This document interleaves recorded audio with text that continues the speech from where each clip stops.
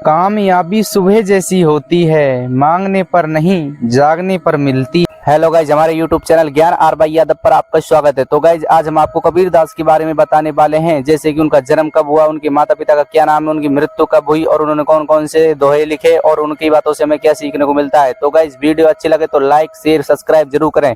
तो गाइज चलते हैं वीडियो की तरफ। संत कबीर दास हिंदी साहित्य के भक्ति काल के एक महत्वपूर्ण कवि हैं। इनका जन्म लगभग 1368 ईस्वी के उत्तर प्रदेश के वाराणसी लहरता नामक स्थान पर हुआ। कबीर दास का पालन पोषण झूला दंपत्ति नेहरू और नीमा ने किया। कबीर का विवाह लोई नामक महिला से हुआ, जिन्होंने कमाल और कमाली के रूप में 2 पुत्र और पुत्री पैदा हुई। और कबीर दास वैष्णव संत आचार्य रामानंद को अपना गुरु बनाना चाहते थे, लेकिन उन्होंने कबीर दास को शिष्य बनाने से मना कर दिया। कबीर अपने मनी मन ये सोचा करते कि स्वामी रामानंद हर कीमत पर मैं अपना गुरु बनाऊंगा। इसके लिए कबीर के मन पर एक विचार आया कि स्वामी रामानंद जी सुबह 4 बजे उठकर गंगा स्नान के लिए जाते हैं, तो मैं उससे पहले जाकर गंगा के किनारे बनी सीढ़ियों पर लेट जाऊंगा। और कबीर ने ऐसा ही किया। सुबह जल्दी उठकर वह गंगा किनारे चले गए और यह पंचगंगा घाट की सीढ़ियों पर लेट गए। रामानंद जी गंगा स्नान करने के लिए सीढ़ियों से उतर रहे थे, तभी उनका पैर कबीर के शरीर पर पड़ गया और उनके मुख से तत्काल राम राम निकल पड़ा।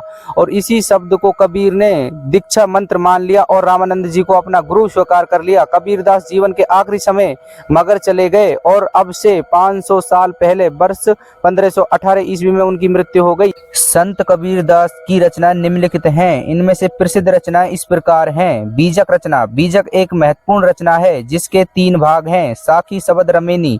और अन्य रचनाएं अनुराग सागर, साखी ग्रंथ, शब्दावली, कबीर ग्रंथावली आदि। कबीर दास जी निर्गुण निराकार ईश्वर में विश्वास रखते हैं। उनका मानना था कि ईश्वर कण कण में विद्यमान है। यही कारण है कि वह अवतार भाव, बहुदेव भाव, मूर्ति पूजा का खंडन करते हैं। कबीर दास जी काव्य में समाज सुधार की भावना स्पष्ट दिखाई देती है और वह सत्य और अन्याय की पोल खोलकर कबीर दास जागृत करते थे। कबीर अपने दोहे और प्रदूषण के द्वारा समाज में अंधविश्वासों को हटाने की कोशिश कर रहे थे। कबीर दास जन सामान्य के कवि थे। इन्होंने सिंधी सरल भाषा को अपनाया। इनकी भाषा हिंदी भाषा की सभी बोलियों की भाषा सम्मिलित हैं, जैसे राजस्थानी, हरियाणवी, पंजाबी, खड़ी बोली, अवधी, ब्रज भाषा के शब्दों आदि की बहुलता प्रकट होती है। और कबीर दास की भाषा को पंचमेल खिचड़ी अथवा सदुक्कड़ी भाषा कहा जाता है। कबीर दास जी निर्गुण निराकार ब्राह्मण के उपासक थे। इनकी रचनाओं में राम शब्द का प्रयोग हुआ है। निर्गुण ईश्वर की आराधना करते हुए भी कबीर महान समाज सुधारक माने जाते हैं। इन्होंने हिंदू और मुसलमान दोनों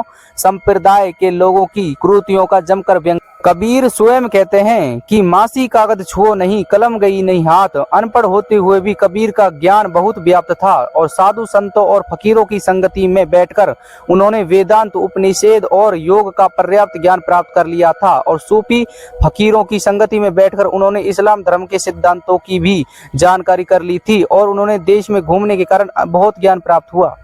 संत कबीर दास जी के प्रमुख दोहे। दुख में सुमरिन सब करे, सुख में ना करे कोई। जो सुख में सुमरिन करे, दुख काहे को होए। अर्थात मनुष्य ईश्वर को दुख में याद करता है, इस टोक में कोई भी याद नहीं करता। यदि परमात्मा को सुख में याद किया जाए तो दुख काहे को होए।